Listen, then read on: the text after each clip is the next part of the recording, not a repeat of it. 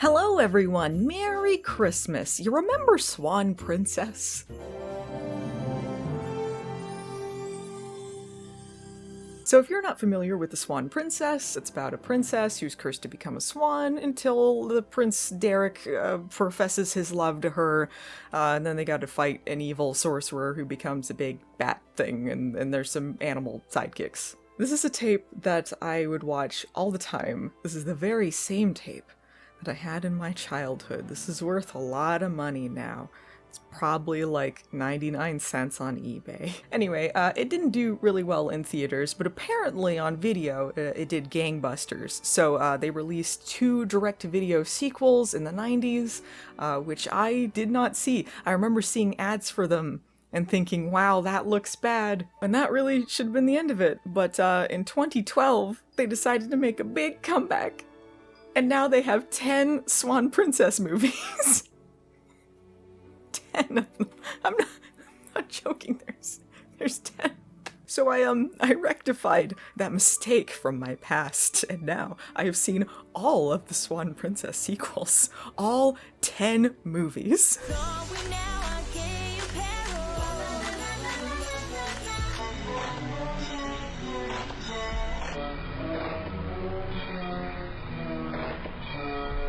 I watched every single one.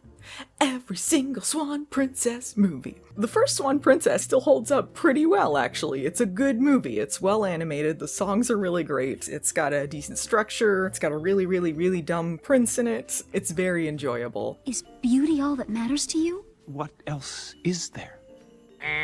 The sequels... listen, none of them are good. None of them are good. What could go wrong? So one of the things I think that's kind of noteworthy about the Swan Princess movies is that they are written and directed by the same 2 guys. I think like one of them, maybe this one, was written by the guy who voices the prince in it? But otherwise, it's the same guys. If I had to describe what the Swan Princess movie lore was like, it's like if you stumbled onto an early 2000s teen girl live journal and then read all of her fanfic of what she thought the Swan Princess should be. There's such lore. There's such lore to this. But the one we're talking about today is the very first CGI sequel that they did, A Swan Princess Christmas. Now that's all Mom. Every year she chooses a Christmas theme. And this year it's a Swan Princess Christmas. Alright guys, this is the second time around that I'm watching the Swan Princess Christmas, so I feel like with a refreshed perspective, I'm gonna really appreciate all of the nuances of this fine film. Oh no! No!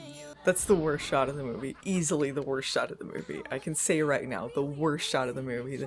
I think the CGI Rogers actually was not a bad transition. I will give them that. I don't think he looks too bad. I really wish they'd focused on perhaps the Swan Princess a little more. She looks like she's 14. Like, she looks way too junior. And maybe that was on purpose? I don't know. She doesn't look the same age as Prince Derek, though. Ew! Oh, the teeth! The individual teeth.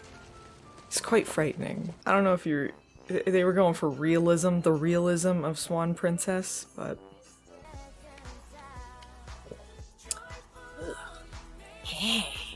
Why they do Odette like this? They did her dirty. Oh, 2012 CGI animation, it looked so good. That's not being fair to 2012. 2012 had some decent animation, but Swan Princess Christmas did not. What happened to his eyebrows? They were gone. Oh, his arm looked weird there. His wing. Oh, it's scary though. It's scary though. You'd think like the one character they would really want to focus on getting right would be the titular Swan Princess. But she's the scariest one of all. I don't know what happened to her face though. Her face is the thing. Why does her face look like that, do you think? and her eyes appear to be trying to run away from her face. I think what happened was they wanted her hair to have the most texture, because they were like, oh, if we put more work into it, she'll look the best, because she's the title character. And they animated like each individual strand. But the thing is, it just makes her look like a weirdo that doesn't fit in with anyone else. Queen Uberta and her hair, like, it's like it moves forward and then it moves her eyes with it.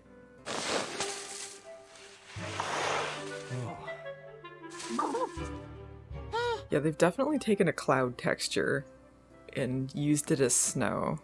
Like some sort of like pre-made texture in whatever program they're using. He fell into some clouds.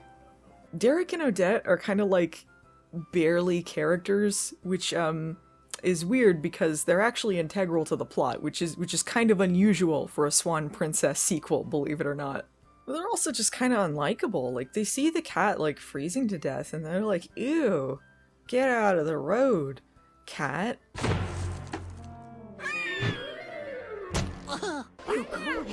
Go away, icky ghost! The animal sidekicks, just completely useless. All of their scenes, giant wastes of time. They really make up for the lack of things happening by padding it out with many auto-tune Christmas songs. And let me tell you, they are just the worst. How are they? They're automatically auto-tuned. Like, no, it's just... like, it doesn't make sense. Who are these people?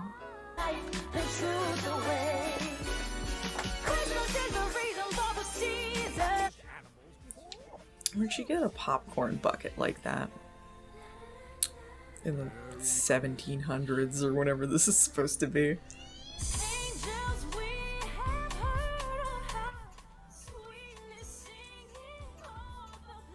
Turns out it's really easy to make a movie if you just don't have any content in it. One thing you're gonna learn about the Swan Princess movies is that they really love the Queen and Rogers. It's just gonna be about them all the time, and let me tell ya, 0% of us wanted this. Wow, Rogers. But if you want to see the Queen in a yoga outfit, get that fan service in there. That happens in the Swan Princess more than once. We wanted to watch Swan Princess, like, so we could see, like, two old people bicker? You slithering serpent! Back away, pencil neck! And, like, they're definitely, like, doing it. Because otherwise, like, she would just kill, she would order to have him executed. Smash cut to him being beheaded. By royal decree. I would destroy Rogers. What is this, though? I completely missed what the intro to this argument was. This got pictures of animals, and they're arguing about something.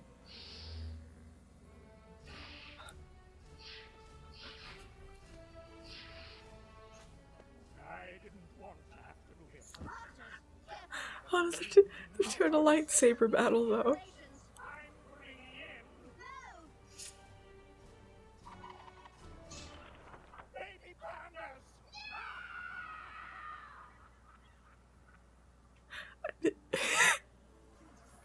No, what? Why did that happen, though? Like, what? What? Is this real life? Did that just happen? Oh, believe it, sister. Can Rothbart also have a lightsaber battle? The Swan Princess movies got a Rothbart problem. So in the first movie, they kill him pretty definitively at the end of that. But every sequel since was like trying to chase that Rothbart high. So they'd always be facing, like, at least in the 2D animated ones, a sorcerer or sorceress who was like his protege, his cousin, his boyfriend, his roommate from college, because they couldn't think of any other plots. to do with the Swan Princess. They always had to come up with contrived reasons why she became a swan, too. It's like they were scared to go outside of this formula. And in Swan Princess Christmas, they just decided to hell with it. We're just gonna bring it back. On the first day of Christmas, Prince Derek gave to me a way back to Earth. This Rothbart situation, he's truly the best part of this whole movie. I genuinely laughed at like one line when he's talking to the weird troll woman. Gosh, I missed ya so much. Bridget missed those days, too. Who's Bridget? Did these movies happen because, like, the director knew, like, one guy who did a really good Jack Palance impression? Brainstorming's for dumbbells. Rothbart is, like, he's a ghost. But not really a ghost. He's, like, a voice ghost. And he's taunting a cat, and he's like, if you help me get back to life, I will give you another life. So they're sneaking around the whole movie to get into the, like, royal basement, where there's like a chest with a big R on it for Rothbart. It's not like he was like part of the team at the palace or something. Like he was like just an evil sorcerer who wanted to take over. I don't know why that's there. I don't know how long it's been there. I don't know why no one else has noticed it. But really all the cat has to do is to get someone to open this chest. So he gets dumb Prince Derek to do it. And I think the one thing I appreciate about these movies is the consistency with how dumb Prince Derek is. Is beauty all that matters to you? What else is there? You should write a book. How to offend women in 5 syllables or less. Will you love me, Derek? Till the day I die? No. Maybe this chest knows something about Rothbart. Oh, it leads to hell. Oh, it's a chest to hell. That cat led me here. How did I not see this?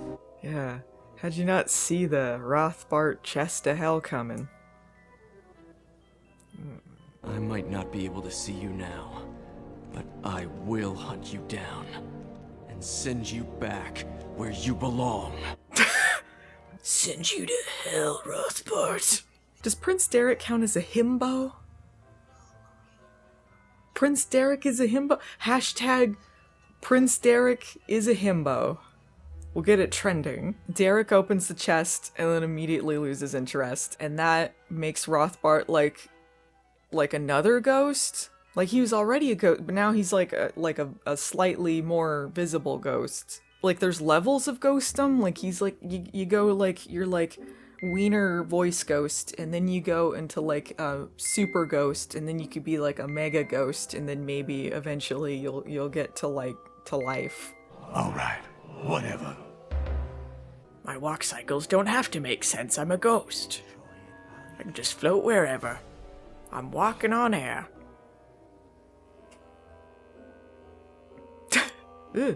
I can just walk above the floor. Who the hell knows how I work? So now Rothbart's got to come back to life, and somehow this ties into Christmas? He's like a Christmas vampire or something. Like Christmas like hurts him. He's warded off by the holy Christmas spirit.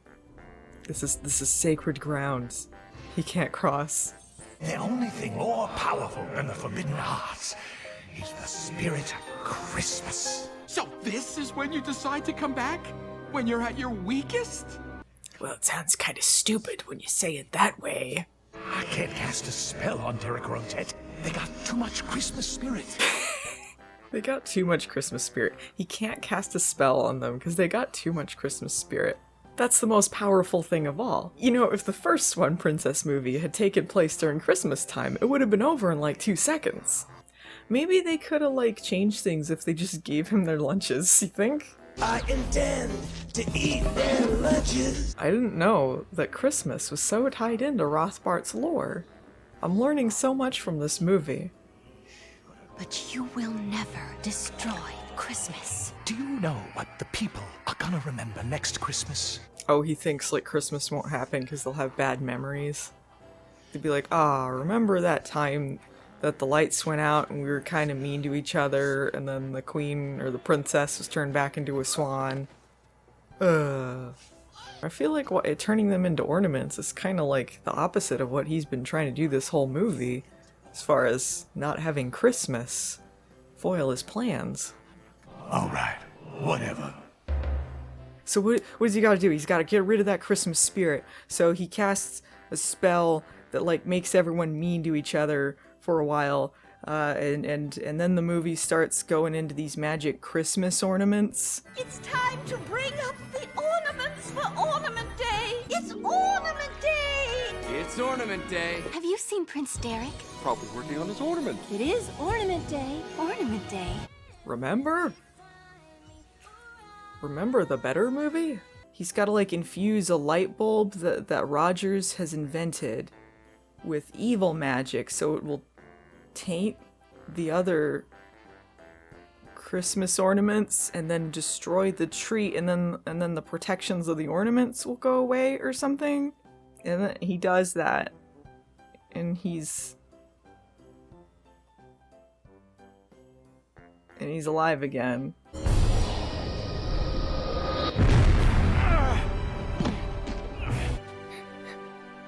Christmas is gone. Voila! King Rothbart. So dark, so cold. Oh, he had to turn it into a king crown. He couldn't wear the queen crown. He didn't want to look like an idiot. Oh, we're gonna replay our final battle, all right. They just took the climax from the first movie and did like the exact same thing. Like Rothbart turns her into a swan, takes her to the lake, and then he turns into a big bat creature to fight the prince. Except this time they did it extra dumb. He's killed by like how terrible the songs are in this movie. That comes at Christmas time. And then the prince like breaks his neck on some stairs and dies. But like, death has no meaning in this series. It really has no meaning because like Prince Derek and Princess Odette die in like every movie. Derek. Ugh. Ugh. Don't get that close to either of their faces. Seen it. We can rebuild him. We have the technology. Oh, the magic ornaments are gonna bring him back to life. You seen this? You seen this? Thank you, aliens. I feel like aliens made this movie to commemorate Prince Derek's death. Looks like Rothbart lost the rematch. Oh, cool. Cool comeuppance for him. They bring him back with magic ornaments. Like, this is so weird. Like, there's so much in this movie that, like, is just bizarre. Like, the weirdly dated pop culture jokes, and some jokes that just don't make any sense. One of the cat's plans is, like, what if the chef makes bad decisions or something? The little chef guy. Make him make bad decisions with all his little Christmas creations. Oh, what if he makes bad decisions with these, though? The Swan Princess Christmas, as far as these sequels go, might be one of the best and worst sequels that they did. Because on the one hand, like, nothing happens in it. But on the other hand, they're not so deep into their lore that there's all these, like, nonsense characters around. Like, it sort of makes sense. It's a dumb Christmas movie, but it's sort of like, you get it. You don't dive in and feel like you're lost. So do I recommend this? I kinda do. It's not a good movie. I'm not gonna say that it is. It's enjoyably bad to me. Christmas has the best holiday music, don't you think? Much better than Pumpkin Awareness Day. You know, I kind of imagine that hell would be like watching all 10 Swan Princess movies in a row. Like, you don't get any pee breaks, you don't get any food breaks, you just have to watch it from beginning to end. And yet, I hope that they never stop making them. I hope that this continues, like, 20, 30 years into the future until, like, you don't even know what's going on anymore. Like, Odette and Derek are in an old folks' home by this point.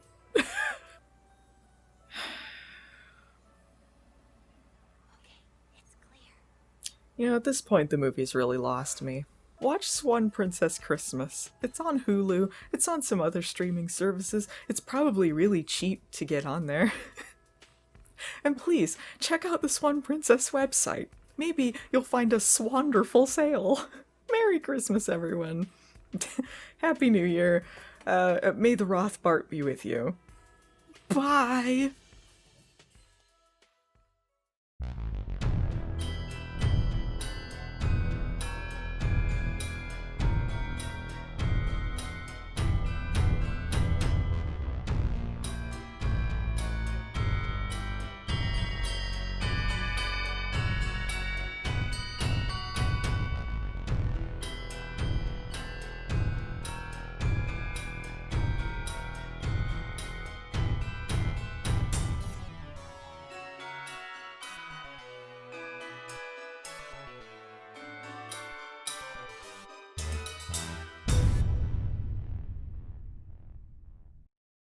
Check this out, guys.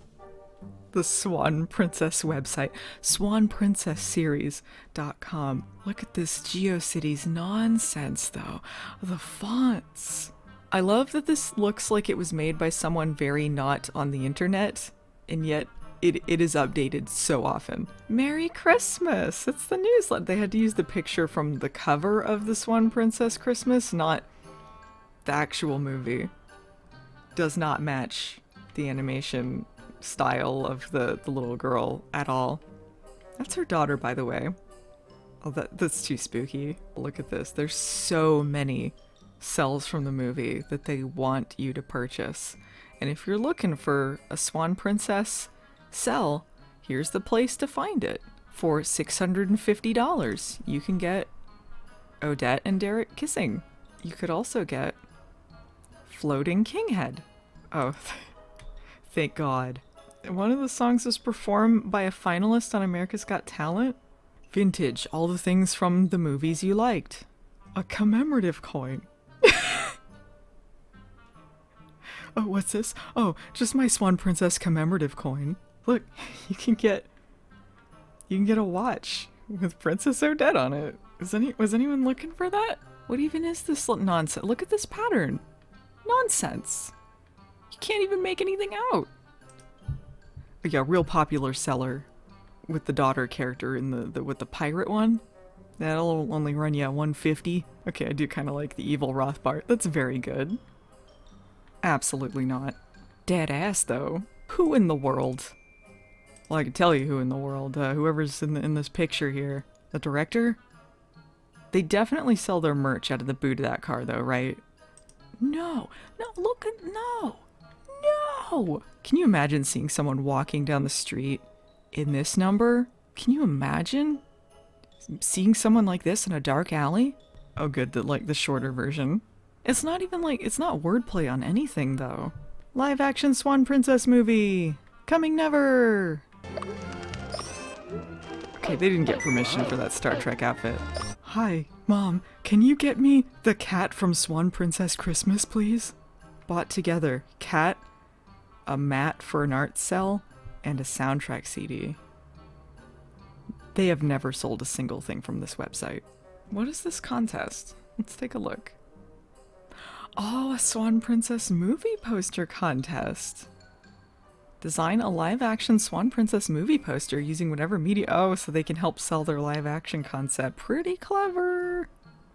Well, the deadline's in 10 days from when I'm recording this, so you better get on it. Oh, this is very good. I love it. You know, this one's actually pretty good. I like the evil Rothbart with the eye. Ooh.